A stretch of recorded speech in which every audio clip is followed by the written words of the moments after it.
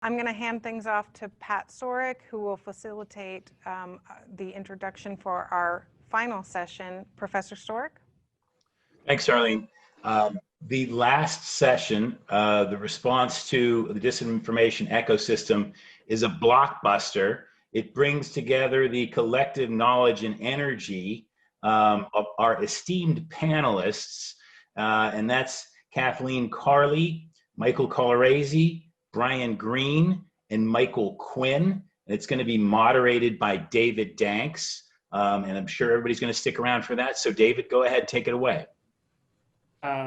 Thanks so much, Pat, and thanks for giving me this incredibly wonderful, though challenging task of, shall we say, herding the cats of these four incredible speakers and thinkers. So I want to start off with a question that I've noticed has been showing up throughout in the chat in various forms and in various possibilities. And I want to start, Brian, with you, asking it to you, but I'm flagging it for everybody because I think that in their own ways, each of you touched on this. And that is as one person put it in the chat, one attendee, who fact checks the fact checkers? This issue that in order to actually have discourse, in order to actually have engagement and debate, to have community, to use your language, Brian, we need to have some kind of shared content or knowledge. We need some firm ground on which we can stand for the debate to happen. But how do we find that when we seem to be in a position where it's unclear who should have that? So, I mean, Brian, you really made a powerful case in favor of community information trustworthiness, but how do you actually build trust in the right people and organizations, and what does it even mean to be the right ones? But all of you are going to get this question about fact checking the fact checkers. So this is a super difficult question, right? This is ultimately the question of what is true, and that's people have been talking about this for quite a while, to put it mildly. And I mean, luckily we have some ways to check on things that are true. There's a scientific method. There's technology. Does the technology actually work or not? We have these kind of background, or not background. We have these tools really for evaluating things. We have history. Of course, history can be distorted. It's kind of a different sort of fact because it can't be repeated. But these are super difficult questions. I think that when it comes to basic questions of scientific accuracy and widely, evidenced historical truth, these are things that we need to put our feet down on and say, look, this is true and we're not going to move away from it. We're not going to be completely squashing freedom of speech. There are still going to be flat earth people out there, and there are still going to be geocentrists, and these people are still going to be able to have their communities, but we need to not give them a platform, right? We need to not let them tell the entire world that the earth is flat and that the South Pole is actually a wall of ice around the rim of the earth. That's just wrong. And if you start believing stuff like that, then you start building steam-powered rockets like this guy who died in the Mojave Desert recently. He built himself a steam-powered rocket so that he could show for himself that the earth was flat. He ended up dead because his parachute didn't deploy after this experiment that he was going to conduct. And so I really do want to emphasize that there's life and death, and there's a lot of harm at stake here. And we really need to put our foot down and say, there is truth, there is fact in the world, and we need to stick with it. Kathleen, I'll pitch it over to you for sort of more from a technological perspective. How do you think about this challenge of having, in some sense, some kind of trusted source, or are there technological solutions here? Are there things we can be doing to improve things? So three different main points. The first point is that when you actually have things that are factually incorrect, you can actually do something like that Pointer's been doing recently, which is allowing multiple different fact-checking sites to all log in their results. And you can almost see by consensus that, in fact, the facts have been double-checked and double-checked and double-checked. And so that's one approach. A second thing is to actually change the way we send information to the internet so that all the technologies that allow messages to go out through any platform actually require that that piece of information contain within it an unchangeable pedigree of who created it, when was it created, and so on. And that's increasingly important as more and more of these platforms become completely encrypted and no one can watch them.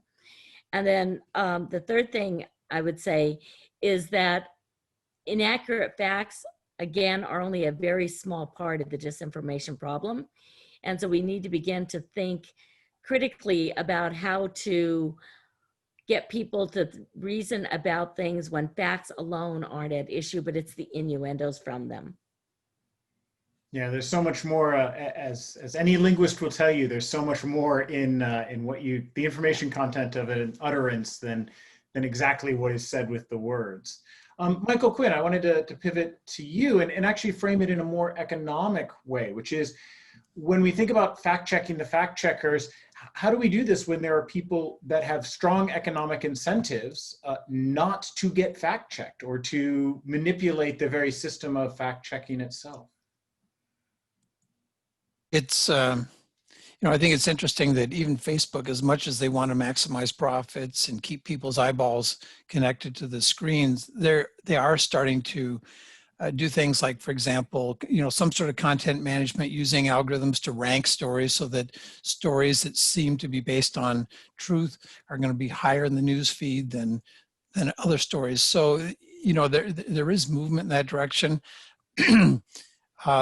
It seems to me that, Brian talked about, scientific truth, technology. Something works or doesn't. I think it's kind of a shorthand. What about just people were trying to understand whether this latest thing that showed up in social media is true or not? I think there are people, there are sites that guard their reputations very carefully, right? There are, whether you're talking about, Snopes.com or these other sites that, they have a lot invested in basically winning the Golden Glove Award, right? They can't make a mistake. So there are professionals out there who are doing this, and so I think that's another. I think there are certain fixed points that we can trust, or from a practical point of view, are they going to be right at absolutely 100% of the time? I suppose not, but. Simply taking the time to go and look at multiple sources or try to track the information down, I think very often, it doesn't take too long to debunk some of these ideas. But I do agree with Kathleen that it's more than just trying to sort out the truth from the falsehoods, because I think we're also living in a world where there's a lot of social change. People have perspectives. They might feel good about a particular direction or bad about a particular direction, and they could be seeking affirmation that their perspective on the social change is correct. And so people just have a natural tendency to not to take that extra step because they want to know that they were right. What gives you more satisfaction than being able to say, I told you so, right? That's just such a natural. You're not just right, you're right about being right. Exactly. And Michael Lorisi, you get to the easy task of thinking about this through the political lens. And I think it's easy for people to think about regulators here as a kind of obvious, but these are, as was mentioned earlier, these are global problems. These are boundary crossing problems where we don't even necessarily have regulators. So, are there even political solutions here, given all of the different interests of various parties worldwide? I think there are institutional solutions. So I wouldn't go with the regulation route on the definition of truth. I think we're getting away from the benefits of democracy and problem solving and the diversity of information that comes with it. So, what I would say is the irony here is we've never known more about the benefits of team science and open science than we do right now. And we've never needed more to apply those principles beyond the expertise and scientific boundaries in like ivory towers, that we need to understand that we build institutions to communicate right across different expertise. So in the fact-checking world, it's across sites and what they're good at and what they're not, and an ecosystem of what that is. We need to have verifiable facts, both the provenance of knowledge, but also the provenance of insights that are drawn from that knowledge going forward in open and verifiable ways. And we know that in science. We know it's hard, but we need to democratize that. We need to teach it. We need to make sure everyone's a good social scientist, both the social scientists and the citizens that need to understand the complex sort of information environment that we're talking about. Well, let me stick here with you, Mike, and obviously anybody, feel free to jump in. I mean, it doesn't have to be ping pong with me, but I want to push on that a little bit because I think there have been a couple of questions in the chat that have raised concerns about the difficulty sometimes in tackling these challenges when there aren't necessarily shared narratives, and in particular, there aren't necessarily shared languages or concepts. One of the things that we see in science is that there are shared, to use the language of Thomas Kuhn, there are shared paradigms that sort of all cognitive psychologists working on concept learning agree.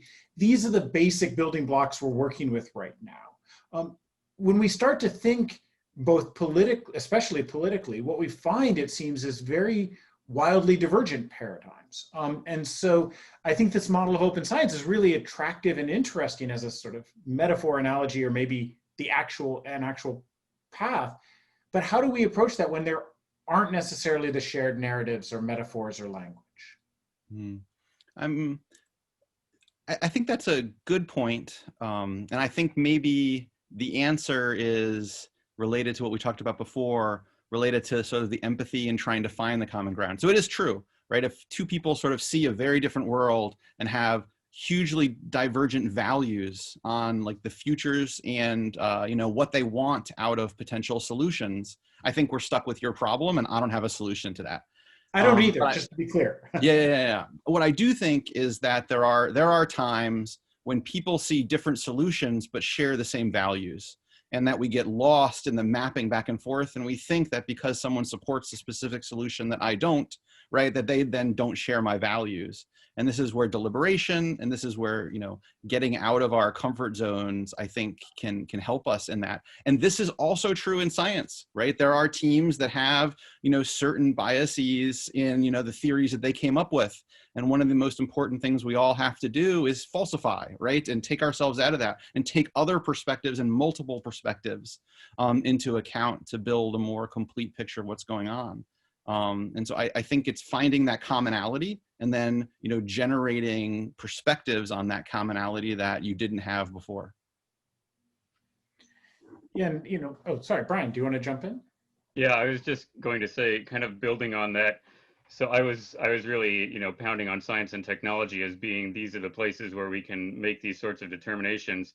And yet that's not necessarily the places on the internet where the big, fights are happening, right? It comes down to political issues or who's the right candidate or things like that. Those are much more complicated. And like Michael was saying, Michael Coloresi was saying, there's no way that we don't want government involved in that choice, right?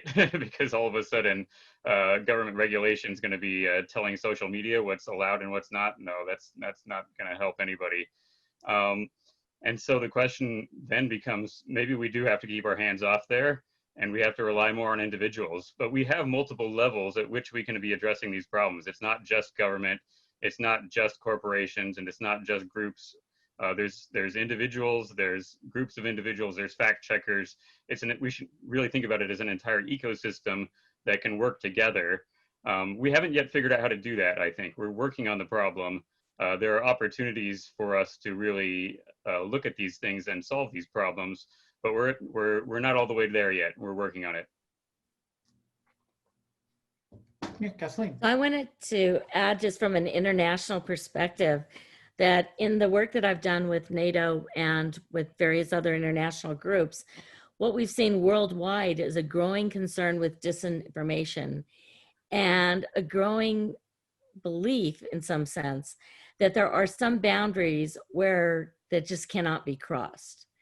And there may, and I'm not going to say that all countries will come to some unified view of disinformation and how to ban it, but I'm saying there are certain types of disinformation, such as disinformation that is lethal to individuals, like drink bleach and you'll cure yourself of coronavirus, that we may well come to a common universal agreement that at least should be banned. Makes a lot of sense, yeah. And well, I mean, speaking of this notion of sort of narratives and things we can all agree on, Kathleen, I wanted to follow up with a question that was raised earlier, and it was about echo chambers, and that we typically think of these, you know, there's a negative connotation to that term. It's bad to be in an echo chamber. And yet we also see that there are parts of the internet or social media that seem to be particularly, that we might be able to use echo chambers for good. So, you know, to the extent that there is a Black Twitter, we need to recognize that and use that as a way to communicate, for example, medical facts. This came up in the session on sort of issues around COVID. So are there things we can learn from the kind of research that you do about, you know, when it's actually usable or good maybe to have an echo chamber versus when they are problematic? And I mean, presumably that connects at least somewhat to sort of when is the content helpful versus not. But, you know, is it the case that echo chambers are always problematic and we should try to break them up, or are they sometimes things that can be leveraged? So the problem with echo chambers is that they can be emotionally excited, and that can topple them over into behavior in the real world. And it could be good or bad, right? In principle. But I don't see a way to stop the ones where it could be for good from the bad ones. The same one that you could promote for good. Like, let's say we build an echo chamber around medical cancer research, right?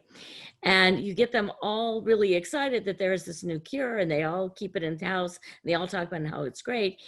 But then it's very easy to get that same group to then become hateful toward people who say, I don't want to take that cure on religious reasons. So the trouble with echo chambers is they're like the extremes, right? And so I think what's important from the research is to suggest that we can build near echo chambers that aren't quite echoey yet, but that are communities who build trust among each other. The other thing the research shows is that it's very important to build trusted information circles around yourself for information. And so, yeah, trying to, in that sense, almost sort of reduce the variance. And I think, you know, that issue of doing things out of the best of intentions, you know, Brian, you really emphasized a lot the sort of role of moral reasoning as a philosopher. Strongly endorse. But I think one challenge often with mis and disinformation is precisely that many of the people spreading it are doing it out of morally favorable reasons or morally good reasons. They're doing it out of the best of intentions. They truly think they're helping people out. I mean, Michael Quinn was giving, I think was the one who gave the example of the Antifa tweets around the fires, the terrible fires in the Northwest.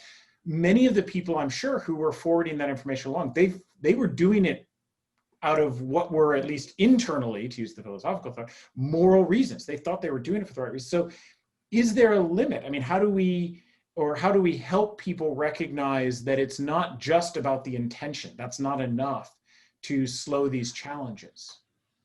Yeah, once again, that's a really difficult question because it gets into entire worldviews, right? It's just a mess, right? Because it's a human mind, it's society, it is interaction between all sorts of players who are competing with each other. Everybody always acts because they think they're doing the right thing, right? Even if somebody does something very bad, I mean, ultimately they think that their motivation is good, which is why they're doing it. And it really gets into questions of judgment and and culture and how we're raised, how our parents raised us. A lot of this is ultimately outside of individual control to a certain extent, although we can try to change and update over time. I don't think there's a simple solution to that problem. I mean, one of the ways you can look at society is that society is the process of working out these issues, right? Over time, we hopefully will get better, but we have to actually make that an explicit goal that we're aiming for, that we're trying to make ourselves a better society. I think that's one of the, if I want to think about America, I think that's maybe one of the advantages that we have is that it's built into our founding documents that we are a country where we try to make ourselves better. We try to improve over time. Not every country has that as something that's built into their worldview. And that's not to say that, you know, they're bad or something like that. I think it's just an opportunity for us where we can take some of our founding, you know, resources that we have and really turn them inwardly and look at ourselves. How do we make ourselves citizens of a democracy? What do we have to do in order to be good citizens? What are the steps that we can take? And think about that and reflect on it and try to figure out how to implement that in a way which is productive rather than just, you know, barking at each other angrily. You know, you know, we have free speech in this country, but you can't shout fire in a crowded theater, right? So there's limits, and that's basically what Lonnie Sargent did. Was, in a sense, he shouted fire in a crowded theater, and it was amazing because we ended up having sheriff's departments putting up things on the webpage, stop calling 911 about Antifa. I mean, they were overwhelmed with worried people who didn't know what they were supposed to be doing, how they're supposed to be responding to this threat, perceived threat. You know, it's an example. It makes me think of what Brian was talking about, how, you know, new technologies give us new power. And in the olden days, right, anybody could stand up in the town square and stand up on a soapbox and they could shout whatever they wanted to, but there was a limited range, right? If you're not within 50 meters, you're not going to hear this person. Well, now it's worldwide. And so there's this incredible power, but then what kind of responsibility is supposed to come with that power? Yeah, I think that's a great question. And you know, it's interesting to think about that, not just for individuals, not just for social media companies, but also, Michael, while you're unmuted, I wanted to ask, you know, you talked about the ethical obligations of some companies and focused on the social media companies, but, you know, do you have some thoughts about the ethical obligations of many of the companies that are sort of on the periphery? So if I'm a CRM company, you know, a customer relations management company, where my job is to figure out who should get the next flyer for, you know, for the sales at my store. But that's from an AI machine learning point of view. That's exactly the same problem as who should see this next disinformation story. So the CRM technologies we know are being leveraged to facilitate disinformation, because from a statistical point of view, it's the same prediction problem. It's the same as, you know, getting grocery store coupons because you scan things. This is all about targeting messages to individuals, either for consumer gain normally, but again, it's exactly, in a certain sense, the same ones and zeros being used. So are there ethical obligations if you're a CRM company? You think, I'm not involved in disinformation, and yet your technology can be leveraged in that way. Do just they promoting have obligations also? Yeah, promoting this whole data valence culture, really, society. I think it's been interesting, some of these stories are out there, like the famous Cambridge Analytica thing back in 2015, 2016, these profiles being built. And, you know, how good are these profiles anyway? I mean, people are getting really worried about these profiles, but I remember at one point looking up and seeing what, you know, Facebook's profile of me, I was trying to clean it out. And some of the characterizations were pretty good and some were just completely off base. And so it's interesting how they sort of came to certain conclusions about my my belief system and my interests. You know, I don't know how to answer that question, David, but I think it is a good question that, you know, there's kind of it's not just the social media companies that are benefiting from the data valence society. And you know, I had I know people who have seen some of the recent documentaries about social media, and they have actually announced, I'm leaving Facebook because I don't like the idea of the data being circulated. And of course, it's not just Facebook though, right? It's our smartphones and all the information that's being collected about the information. So, I mean, you're going to have to get off Google in two. And, you know, I mean, what are we going to do? Move out into the middle of nowhere and completely detach ourselves? That's not very reasonable either. So, but we have, yeah, it's a whole ecosystem built around the collection of information, sharing it in order that particular functions can be performed more efficiently. Yeah, Mike. Can I jump in on that? So I think this gets back a little bit to information and education. So I'm consistently shocked at how little people understand about privacy online and the way this is used. And so I just even think, like, in the metaphors that we use about browsing, That, you know, people literally go talk, like do a face-to-face interview with someone and talk to them as they browse. And they have this mental picture that they're going someplace, right? That they're traveling to these exotic locales. When it's the opposite. They're coming to your computer. There's little things being put on your computer. And it's like the metaphor is you've invited all these people into your house, and they brought friends. And if the login was for Facebook or YouTube or whatever, right, they brought other things. And there's so many people at the party, they've installed little listening devices around, and you don't even know when everyone's gone. But you think, right, that you visit, and you think you're in control when you come back. Right? We think that the messages we see are somehow like a function of like what we want them to be, or the way that the ad sort of clusters and categories are sort of how we see ourselves, but they're not, right? They're not optimized to represent the concepts and categories as we think about them. It's about the attention economy, right? And they're optimized to do like one particular thing that keeps this economy moving. That I think is a real failure on the parts of like people like me, I think, to really communicate broadly about the interstices of technology, right, and society. It really hasn't gotten through. And I don't know if other people have found this too, but I find it one of the most frustrating parts about the job. Yeah, I mean, just imagine if the language changed from going to a website to inviting in a website. Suddenly it changes things. So we're this fascinating conversation, and I had been developing a list of questions, and I think I still have about 17 of them on my sheet here to ask.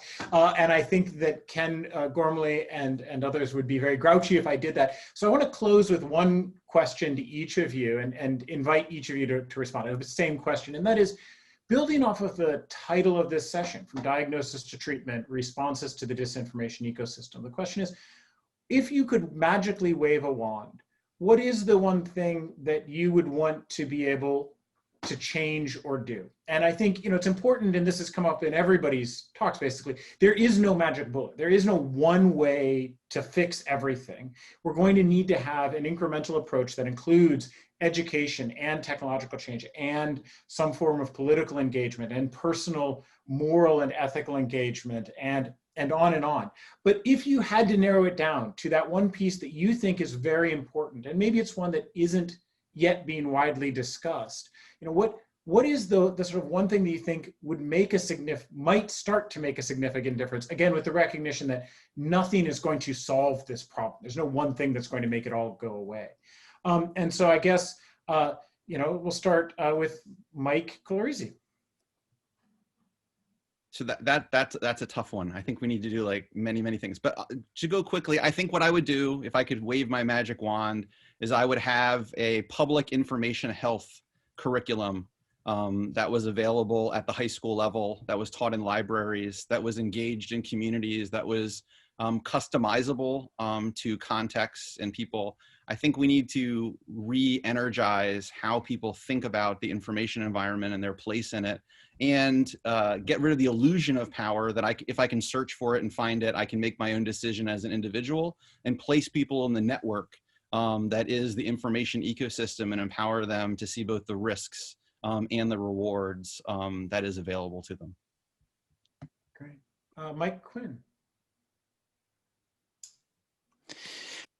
I guess I have two quick responses. The first would be, if I could wave a magic wand, my wish would be everybody is connecting with sites that have opinions that they fundamentally disagree with. So they're being bathed in ideas that makes them think twice. And then my question would be, what would the world be like without push notifications? What if information didn't come to you? What if you had to go out and get it? So how would that change the whole dynamic? Great idea. Kathleen Carley.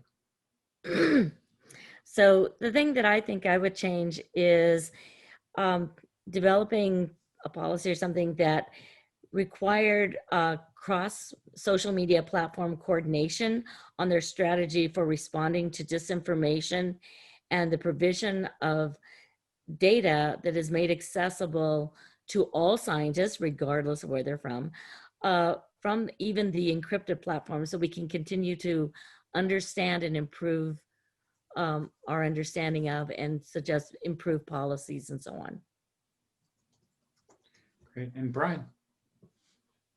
So you got me thinking, dreaming big, right? So if I could wave a magic wand, I'd make everyone in the world want to have like productive, caring relationships and friendships, you know, with everyone else in the world, right? So then I decided, okay, this is a little unrealistic. Everyone's been trying to do this for thousands of years. So I think what I would do to step that back is to say technology companies created this problem. Basically, I mean, they set up the platforms that these problems are proliferating on. If the problem has been created, then the problem can be solved. And I think that the way they need to do that is to really take a hard look at what they're doing and figure out how to fix the technology. That fix is going to involve lots and lots of different things. So it's not just a wave a wand, but I think the thing that you could wave a wand about was making them care, make the tech companies really care and actually really want to solve the problems. Because I think if they really want to, these problems are solvable.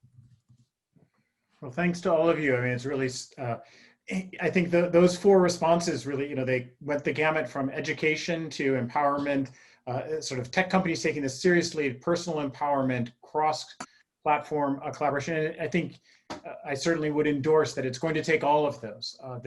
We didn't get here because of one simple choice. Nobody said, hey, let's make the world safe for disinformation.